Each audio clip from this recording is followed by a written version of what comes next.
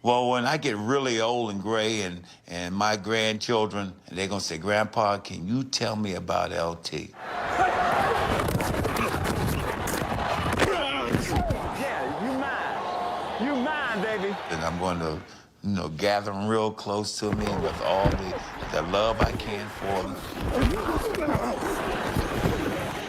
Son, I got to do better than this. I'm going to pause and I'm going to look them dead in the eye. Hey, Shula, you better hope I never get back in there. I'm going to kick your... I'm going to say, hey, LT was a bad mother. You gonna be a football player when you grow up? Today is the best day of your life. Believe Give me 18 years of daylight. That's all right. Greatest leader I've ever known. What a ride it's been! Hey, baby, let's go out there like a bunch of crazy dogs and have some fun.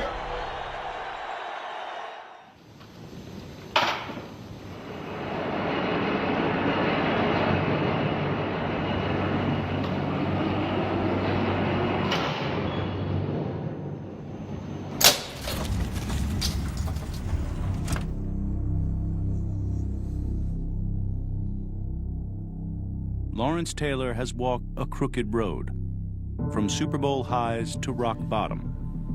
The only constant has been the cameras. LT. Yeah.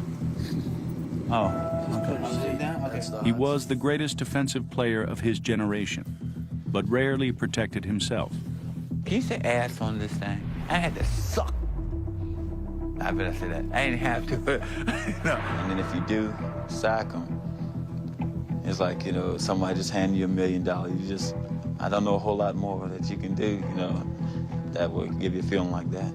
No, I don't try to hurt anybody, but I like to let them know they've been hit when I hit them. He was as brutal on the field as he was brutally honest on camera. I've done some bad things in my life. I'm not a choir boy. Of course, we all know this. He's answered hundreds of questions. What kind of person is Lawrence Taylor? What kind of person, Lawrence Taylor? God, that's a good question. Through it all, LT's always remained unfiltered. All right, guys, I'm here. What the hell y'all want to talk about? The one thing I don't know that much about is where you grew up and what it was like. Well, I grew up in Lightfoot, Virginia. I thought I was a good kid, but there were times when problems did come up, and it seems like I was always on the bad end of the problems. Oh, yes. He was, he was no little. He was more than a handful.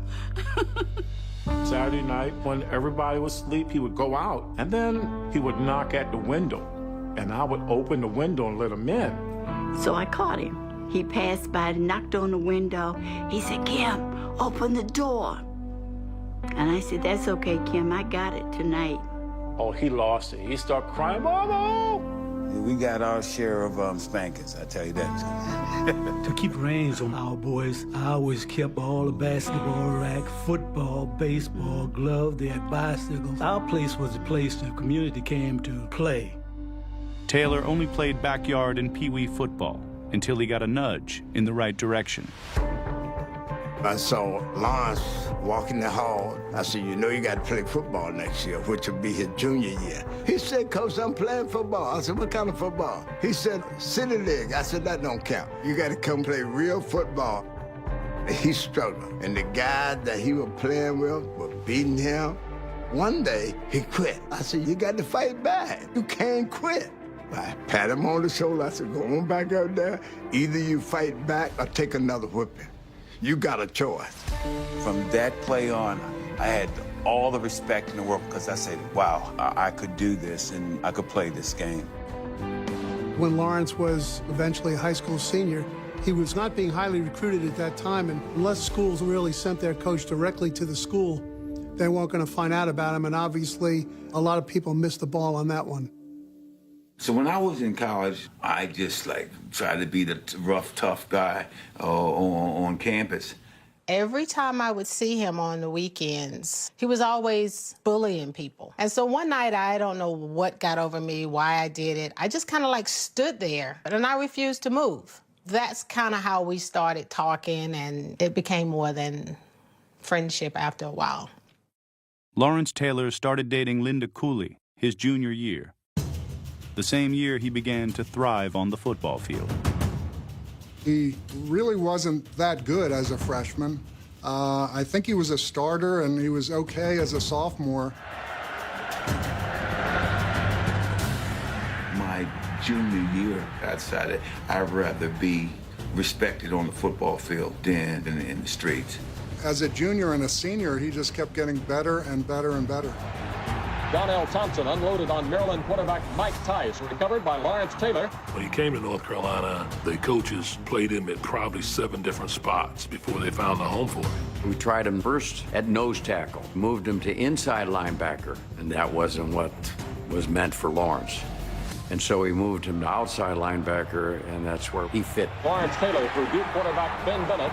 Lawrence Taylor completely intimidated the Pirate offense. The third year away from Chapel Hill, I was coaching Texas Tech, and we were going to play North Carolina out there. It was a real close game. Sure enough, when Tech was in scoring position and a chance to win the game, Lawrence burst through. He took the quarterback, the pitch, caused a fumble, and recovered a fumble in one play. And we ended up winning the game 9-7. There's no question he had a lot of talent. In fact, I think the good Lord threw away the mold when he made him. Lawrence Taylor completed one of the year's memorable plays. Having worked with Bill Parcells, Bill did call and just said, "Tell me about this guy." I think I recall saying to him, "Bill, this will be short. He's everything you want." You know, I wasn't exactly in charge of making the picks, but they were all very hopeful that he would not be picked on the first pick in the draft. New Orleans Saints take as the first player running back George Rogers of South Carolina.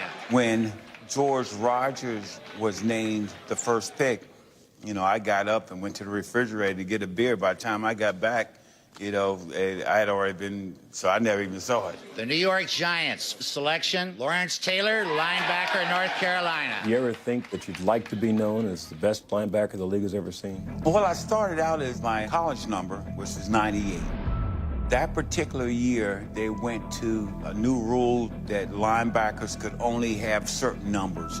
And I'd seen all the numbers like the Dick Butkus number. Well, everybody wanted to have Dick Butkus number. Already people are beginning to compare you with names like Butkus. And I wanted a number that was different, so I took 56. One day, maybe 5, 6, 7, 8 years from now, possibly I could be the best linebacker in the NFL.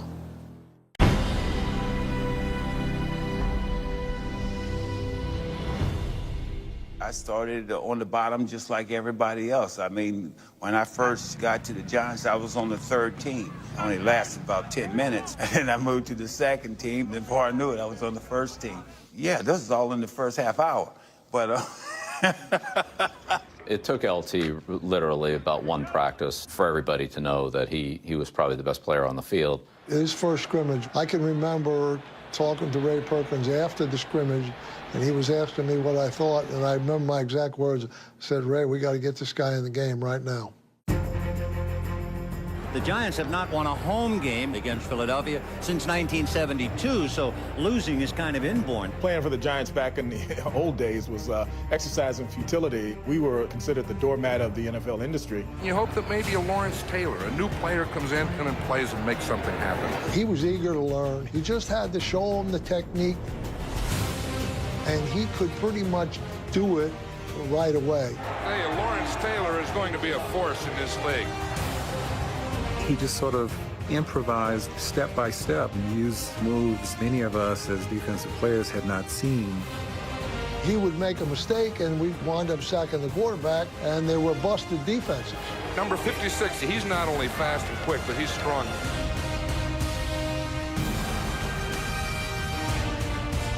And that was my answer to everything. If you don't know what you're doing, just rush the quarterback, hell. See what happens. Lawrence Taylor on the blitz. He does it well. I was very fortunate because I had Bill Parcells, who's the defense coordinator. I had a smart guy behind me, Harry Carson. They could see the talent. It was raw, but they could see the talent. We saw the talent that he was, but we also saw the person that he was, and he became one of us. He takes a lick from Lawrence Taylor and Harry Carson. Harry is always there to back me up. I'm an instinct player, so I may make a decision that a lot of linebackers may not make. Lawrence Taylor truly tilted the field when he stepped on it. He was an impact player as a gunner on the punt team when he caused 2 fumbles against the Eagles in the playoffs. Fumbled. Lawrence Taylor back downfield. 18 years since the playoffs. And now they advance because of Lawrence Taylor. There was no doubt as to our selection at NFL Films of our defensive rookie player of the year had to be our guest, Lawrence Taylor. Lawrence Taylor married Linda his rookie year, and while she stayed in North Carolina to have their first child, Taylor drifted into a different world. My rookie year was the first time I had got exposed to drugs. He's not really that wild. You know, he drinks and, you know, other than that, you know, wild, I wouldn't say wild. He has fun. The Lawrence Taylor that I knew could not stand any kind of drugs. When I was in college, a lot of guys smoked. I always said that I would never. I went to visit. I found this white powdery stuff, and he told me it was one of his roommates. I didn't think anything of it. Back in the 80s, it's very, very common. I can't remember ever going to a party without it being around. When I finally moved to New Jersey and was actually there all the time, that I realized, okay, we have a problem. While his off-the-field habits weren't notorious yet, LT was already a household name.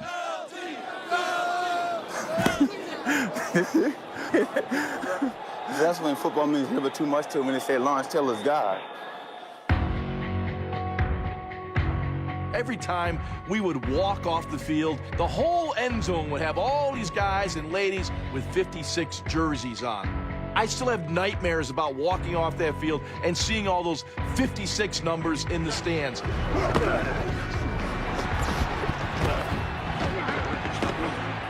the strength they handle that quarterback.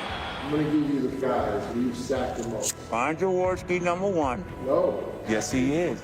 Ron Jaworski is number 1, 28. Cunningham is 27. We kind of became friends, but he would always knock me down, and he'd always say, Jaws, I'll be back. Jaws. Boy, I could make a highlight film out of just Jaws. Joe Montana. Just before the ball is being snapped, he'll dip down. When he dips down, the ball is coming. Until he dips, I'm not going. You couldn't hold the ball for any length of time. If you did, at LT, he was there. It didn't matter. You couldn't keep him completely out of a pass play.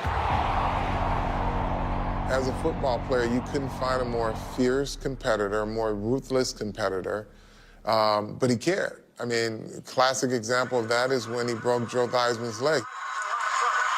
Ouch. Oh, God, we need to keep watching this, though, do we? He was shaken. I mean, visibly shaken, and he just wanted to make sure Joe was okay. Maybe the only thing worse than causing such pain is having to relive it. Theismann's life. You don't want to talk about it? Yeah, but I don't like talking about that. Obviously, he and I are linked forever, but Lawrence Taylor wasn't a dirty player. He was just better than everybody else. I have a feeling Lawrence Taylor heard the snap of the bone to Theismann's right leg. Guys, I'm going to call it a day. I think that's enough. That's enough of this one. Yeah, that's enough of this one. Yeah. Nice. That wouldn't be the only thing to haunt Taylor the rest of his life.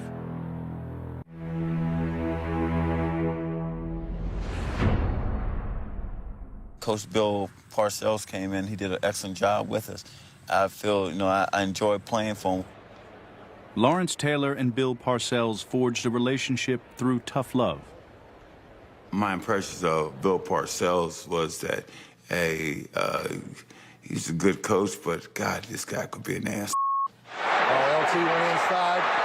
Look at He just rode me every day, every day, every day. Some of these guys got to get their head out of their ass around here. Every once in a while, we get into it a little bit, but he's my boy. That's the way it is. Bill Parcells was not just the defensive coordinator. He became my friend. Tough times would bring them closer when Parcells became head coach in 1983.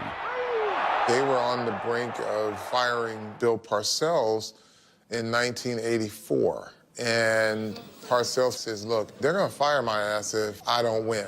That's when you really start to see Lawrence really go hard for Bill. And with a vote of confidence led by Lawrence, it's like, yeah, we got you. Taylor took his play and passion to the next level, transforming the Giants' team culture. You know, a rising tide raises all boats. That was Lawrence. He was a phenomenal teammate. Intercepted. George Martin. He's in. Man, shoot, I used to jump on guys when they make a play. Taylor doggone near put him out of the game by tackling. Whop, there it is. Lawrence had that huge personality that just took our talent to a higher level. Hey, baby, let's go out there like a bunch of crazy dogs and have some fun. Come on, baby. Come on, Beggs, he's outside. If you were screwing up, he would get to you before Bill Parcells would. And that's the one thing a lot of people don't know. Come on, Carl, think, baby, think. You know, if you can meet his approval, if he can tell you, good job, homeboy, you kind of know that you were starting to get it. Homeboy, we can whip these dogs all day. Hey, come on, baby, you can't pussyfoot up in there, you gotta run it. You gotta run it. He was so respected for his competitiveness and toughness. I mean, all those they weren't good, they were rare. Way to go, Cawthorn! That's my boy! He wasn't about to settle for mediocrity for himself, and he certainly wasn't going to let any of us be slackers as well. So we rose to the level where we became a dominant force, and I think entirely because of Lawrence. Taylor got the Giants back to the playoffs in 1984. And in 1985, the team hosted its first playoff game in 23 years, which they won, cementing Parcells as head coach. I'm indebted to him in a lot of ways, along with many other guys, because they're the ones that really got me over the hump as a coach. Bill Parcells will always be my guy. You know, no matter, what happens, number one on my list is always going to be Bill Parcells. In the spring of 1986, it was Taylor's turn to face tough times. Trouble found Lawrence Taylor. He admitted publicly that he had a drug problem. That's all he would say until now. With his wife at his side, he explained he wanted his actions to speak louder than words. Rehab at that time was a joke. It was pretty much a joke simply because I was Lawrence Taylor, so to speak. So, I left that rehab 3 days after that story came out and tried to rehab on the golf course. My off-season conditioning consists of hitting a little white ball every day. I didn't want drugs on my team, but I also wanted to try to be of assistance to the people that needed it. I was pretty well aware of what was going on. I did my best to help him. I would never give up on him. He solved the problem. I didn't solve the problem. I was there for him. I'll always be there for him. Luckily, Bill was with me that 86 season and helped me as a ball player, but I never received the help that I should have got, or, then, where I may have not fallen back into that trap a couple years later. 1986, I've come off some adversity, so I had a lot to prove to my teammates, myself. You can run, but you can't hide. Lawrence Taylor from behind. The biggest defensive play of the football game executed by Lawrence Taylor. You talk about being in the zone. I didn't even think how well I was playing until somebody told me, you might be MVP of the league this year. I'm like, ain't no way. Hi, I'm Lawrence Taylor, and I'm honored to receive the Gillette NFL Most Valuable Player Award for the 1986-87 season. I've never been really captivated by awards and stuff, So matter of fact, I don't even know where that trophy is right now, so I have no idea. Lawrence really was all about winning. He wasn't about personal stats, although he appreciated them and all that, but he was about winning. If he made 10 tackles and 3 sacks and we lost, he was upset. If he was shut out on tackles and we won, he was happy. And that's the best way to describe it. In the 1986 playoffs, Taylor was chasing the one thing he had not yet achieved, a Super Bowl title. Intercepted. There goes Taylor down to the 20. LT, way to go. He would take himself out of the rush and draw 2 blockers because he knew that that would give us a better pass rush. Listen to this crowd. The Giants are going to the Super Bowl. That year, it wasn't just me. I think our whole team had a focus. Elway's going to try to run it in. He can't do it. Lawrence Taylor was there. Even if he did not get to the quarterback, there was so much attention being focused on Lawrence. It just made our jobs easier, whether it was George Martin. He's in the end zone. They got him. Safety. Leonard Marshall. Sack. Marshall second. See Lawrence Taylor celebrate over there. The best roll and reaction after a teammate gets a sack. Lawrence Taylor in the Super Bowl. The Giants have accomplished something that many people thought they would never see. You know, I've had a lot of individual accomplishments. Best in the world, man, 1 year. But I think the Super Bowls are my greatest accomplishments. In 6 seasons, Taylor helped take the Giants from perennial losers to Super Bowl champions. Superman had flown to the NFL's greatest height. You know, it's funny about the Super Bowl because it is the biggest game of your life, of your career, whatever it is. And after the game, so it's like a letdown. The chase was over. You already got to the top. We're gonna have a little party later on tonight and over at the hotel, so we'll have some champagne, believe me. You know, we won the Super Bowl. Okay, what's next?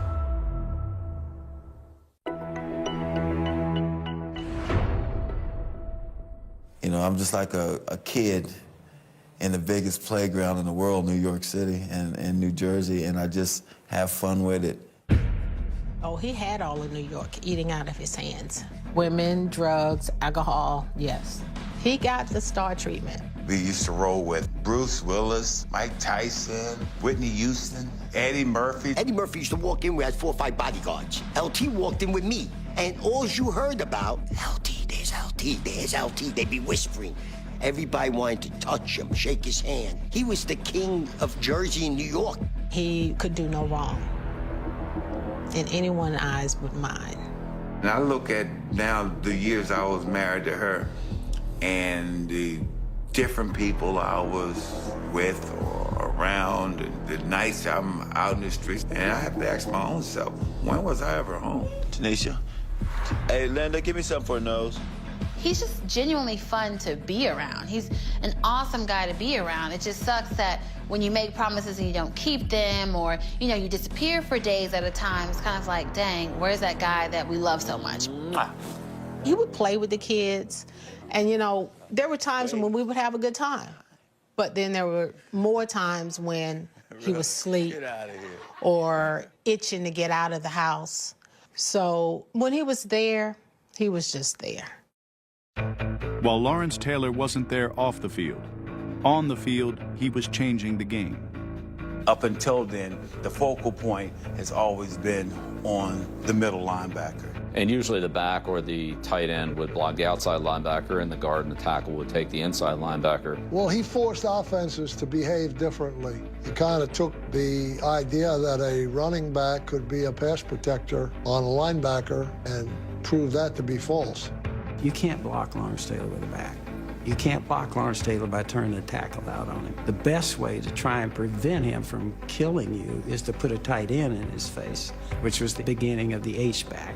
That really was kind of the advent of the one-back offense, which is really preeminent now in pro football. Rush will be right here, and there's Taylor. When Bill Walsh would game plan, and it was a testament to what he thought about LT that he actually gave him a number designation. They just put a 56. There's Taylor. The way he changed the game is kind of like asking who some of these great Hall of Fame coaches and how they changed the game. And we will most likely get Taylor over here. We had to have a special game plan just for Lawrence Taylor. But what they didn't realize is they had a guy who kind of had a photogenic memory. If he saw it once, he already knew the next thing that they were going to do and just beat the whole protection scheme. If he had chosen to be a coach after his career was over, he would have been a hell of a coach. You know, Lawrence is one of the smartest people that I know, especially from a football standpoint. The guard's going to overplay it so bad. Right, it's right. Lawrence would go out there and come in after the series and say, Coach, they're not blocking it the way you said they were going to block it. Here's what they're doing. Instead of him taking me, this guy's got me, he's helping. I could see that guy looking for me. Some guys just have a instinctiveness and a capacity to do that. That's what makes them special. I mean, that's what makes Tom Brady Tom Brady. It makes Randy Moss Randy Moss. What made Lawrence Taylor Lawrence Taylor. You know, those guys are just, they get it at every level. Don't forget LT. He's 110% man. Remember this. Anything he does, when he played football, he's 110%. He used to go to the China Club on Monday nights. When he did that, it was 110%. There's a lot of ways you can beat curfew. Good night. See you in the morning. A ball boy comes cheap, you know, $20. They lay in bed all night for you, you know. We didn't get home to 8, 9 in the morning. Those were crazy days. What time are you gonna go to bed? I'll be out till 4, but see, I think I should be up by at least 9 o'clock. After a hard night of partying, Lawrence at meetings, he just went to sleep under the table. At times, just, I mean, he was, I don't want to say out on his feet, but close to it. But Bill, I know what every guy on that team is doing. So when we would go over defense, well, hell, that's when I'm getting my sleep. Bill Belichick was installing all of our pass rush, and he starts screaming, damn it, I'm trying to put in something, and you're going to sleep on us. And so Lawrence says, here's what we got to do. He goes up to the board, he draws up our entire pass rush scheme for that game. And he says, what was so hard about that? Is that okay if I can go back to sleep now?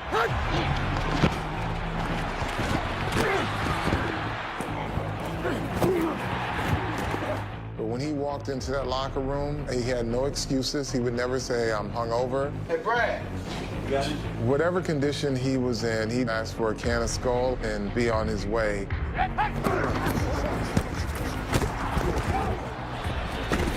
I try to be as wild on the field as I am off the field.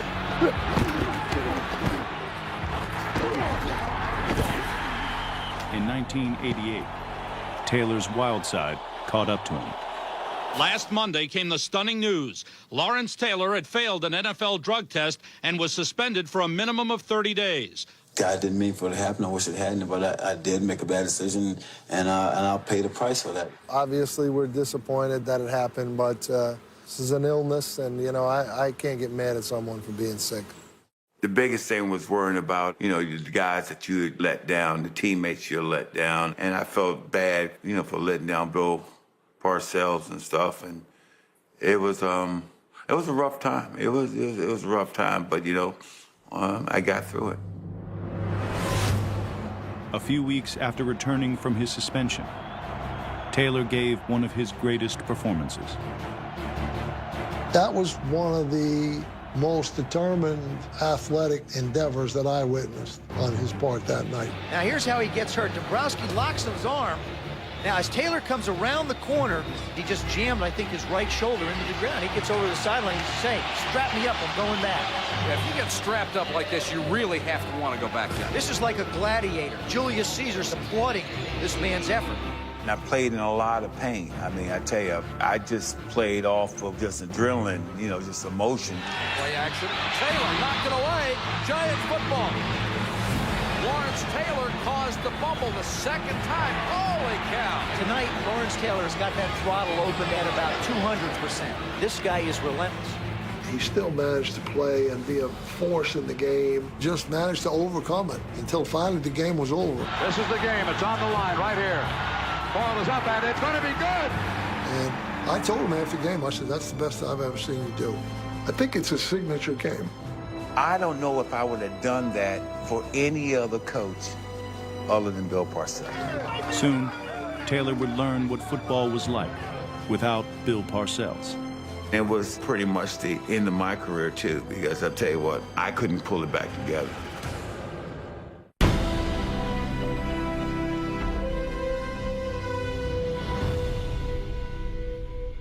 In '86, we by far had the best team on the planet that year.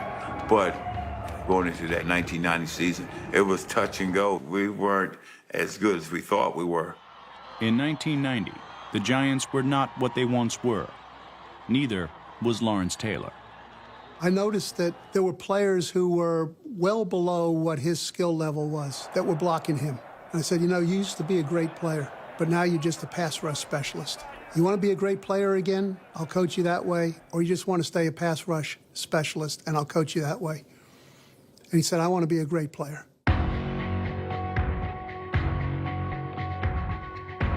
And so from that point on, he had 15 sacks for the year, and was dominant in the run game. Running away from Taylor. You can't run away from him. He's like one of those heat-seeking missiles. You know, I used to love this. Run down the line and tap him from behind, you know? Wherever you run, you better block Lawrence Taylor. He's an amazing individual. You're not dealing with a normal human being, normal football player here. Aikman back inside the 5, throws, tipped high, intercepted by Taylor, he'll score! Oh, Lawrence, the magician. Taylor returned to his 1986 playing form, and while the Giants may not have been as talented in 1990, they pulled together. Phil Simms got hurt, and Jeff Hofstadter could get the job done, and the defense played well. And that's what makes that year so special. We played better, we played great as a team. Lawrence Taylor comes up with a big play and knocks him for a 7-yard loss on a 3rd down. Great players make big plays in big games. Here we come, going back to California, guys. No team has ever won 3 straight Super Bowls, and the Niners have their eyes set on that. The best thing about him was, if you showed him where the competition was, he would respond to it. Leonard Marshall and Lawrence Taylor. Once he gets the quarterback in his sights, he's going to get him. Lawrence had an inherent ability to raise his game to the highest level necessary for the situation he was in. Lawrence Taylor was the first guy there. He was trying to avoid him. In doing so, Marshall got him from behind.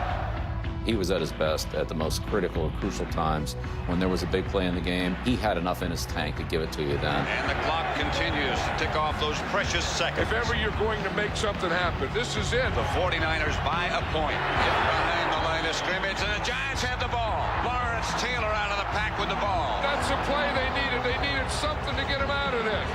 Who else should be there to recover it but Lawrence? And we went down the field. Matt Barr kicked the field goal on the last play of the game. After a decade in the league, 10 straight Pro Bowls, and 3 Defensive Player of the Year awards, Lawrence Taylor, the man who cared more about wins than accolades, was on the field for the most important special teams plays of 1990. Here's the snap. Here's the kick. Plenty of distance. It is good. The New York Giants are going to the Super Bowl. 8 seconds. Well, the Giants know what it's like to live this from the other end. Well, it was rare that, yes, that he would be on special teams, but not rare that he would think that way. Nobody had a better chance to make a play than he did, whether it was get in the backfield and recover that fumble in San Francisco, try to block a kick at the end of the game. It was all about winning with Lawrence. Wide right. Giants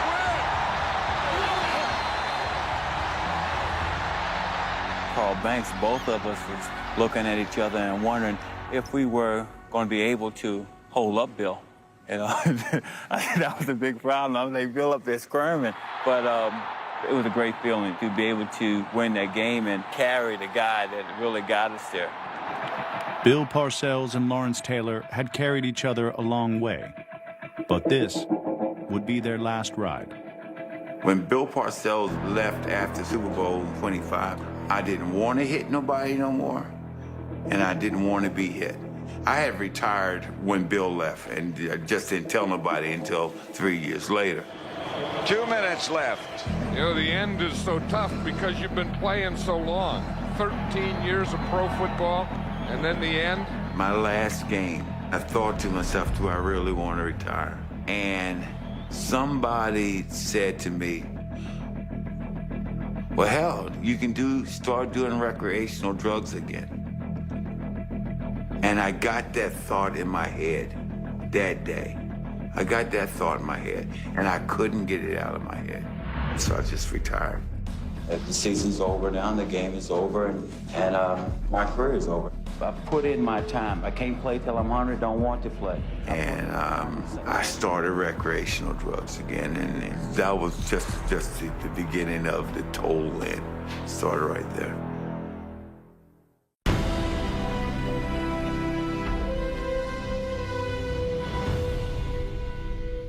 Ladies and gentlemen, Lawrence Taylor. When he stopped playing football, he was back on drugs again, and I knew in order to save myself and my kids, I knew it was time to go. On the night they retired his jersey, me and my kids got on a flight the next day. I give my mom a lot of credit. I remember her always saying, we gotta get them out of here, you know, we gotta get them into a new environment so they can experience, you know, something different. But this time she had mentioned that we were moving, and I knew she was serious when he's not coming with us. And I'd like to thank my family and my friends for always being there for me. Not that I wanted to break up the family, but to me it was already broken. Taylor was arrested during a drug sting in Myrtle Beach, South Carolina last night. My life was on the way down, and it was on the way down fast. And the highs that I could get just by playing the Washington Redskins or the Philadelphia Eagles, now I had to get that through a daggone pipe. The former New York Giant defensive linebacker was in his hotel room in St. Pete Beach, Florida, when police arrested him for buying a small amount of crack cocaine. Taylor spiraled, falling out with family and former teammates. And I was friends with Harry Carson the whole time I was playing, and then we had a rift, and we didn't talk for like 5 years. We had some issues, and those issues sort of played out publicly. He said certain things, I said certain things that may have been misinterpreted or should not have been said. If you see the foreman that smoke with me, you bring him out and I'll kiss his black ass or white ass, whatever ass he got. I know his ex-wife Linda came to try to help him. Harry Carson, of course, tried to talk to him, but like LT told me, when you're down and out, you don't listen. I went back to the house. He was in rehab, and I cried. I actually cried when I walked in the house because it was like a drug den. Yeah, how you doing, Mission Control? He was really at the pit. There was nowhere to go but to the grave. Did he cheated dead? Yeah, anybody else would do what he did, he'd be dead. He'd be dead. Taylor told police he is going through some serious personal problems. In 1998, Taylor had to finally put his full effort into rehab at the Honesty House. And the third time I went, my counselor, he could see it in my face that I was kind of broken. He said, well, you ready to do it my way this time? And I actually said yes, and I did it his way. And, you know, instead of being there for 2 weeks or 30 days, I was there for 64 days. And it worked, and I've been clean since. When he went to the Honesty House, I wasn't convinced that anything different was going to happen. But the day that I realized that he was actually trying to make a change, not just for him, but for us as a family, is the day that I received the letter. Dear Tanisha, I know you think that I don't love you, but you're wrong. There is no way that I could ever stop loving you. I know you might be upset about your mom and myself not being together. I confess that it's 99% my fault. I know that I've let you down in the past, and I know that I haven't always been there for you. And for that, I am truly, truly sorry. And he just told us that addiction runs in our family. And so even though I was really young and I didn't really understand what was going on, those words stuck with me my whole entire life. Because I feel like he went through a lot of things, so I didn't have to. You guys represent everything good in my life. I love you always, Dad.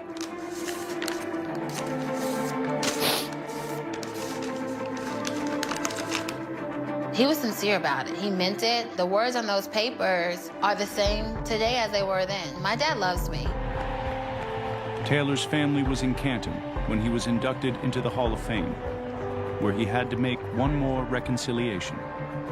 Being this guy, we had some words a while back. We kind of split ways. Harry Carson in 1999 at the Hall of Fame, he came out there and And man, I was so appreciative. I made certain that I was there for his induction, even though I wasn't invited. But I'm telling you, Harry Carson came out for me today. We put whatever differences we had aside, and we're growing closer. And that's the classiest thing I've ever seen in my life, Harry. Thank you.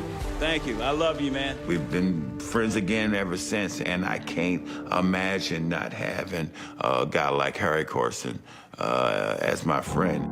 11 years later, Carson would be by his friend's side in the face of more trouble. Police Department accusing Lawrence J. Taylor of more patronizing a prostitute. I found out that he was going to do the plea thing, and I said, I'm going to be there. He didn't know I was coming, and when he saw me, that was when I knew I did the right thing. He wanted me to sit next to him until his case was called.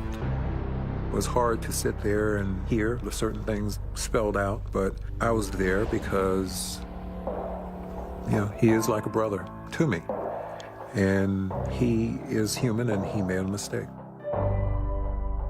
I was with an escort or a prostitute or whatever you want to call it. I've done it all my life.